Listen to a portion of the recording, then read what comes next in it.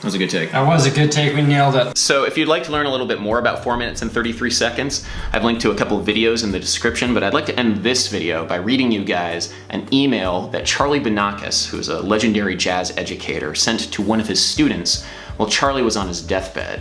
The email goes, "Another great way to practice when you can't move around too much is to figure out the chord or chords that you hear in the hospital and use that to practice different sonorities. I'll give you an example of what's happening right now. Most of the electronic sounds of this hospital at this moment are Bs, D sharps, F sharps, and A naturals.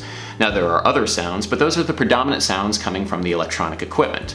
So you could say at this moment I'm swimming around in a pool of B dominant 7. If you use that as the basis, the next time you hear somebody yell code, you can practice and name its function against B7 as quickly as possible, and it makes a type of symphony. For example, let's say somebody says saline and you notice that they said it on E and G. You would say to yourself, say is 4 and lean is flat 6. Let's say that you hear a nurse say stat and it just so happens to be an F, and you might say, oh, that was a sharp 4 or a flat 5. This way you can do it all day long and have a mini symphony going on. I hope you never have to use this kind of exercise in this type of situation, but it works everywhere. So Charlie is not really listening to music, he's hearing the world as music. And for me, that's the lesson that I take from 4 minutes and 33 seconds. Music is a means of listening.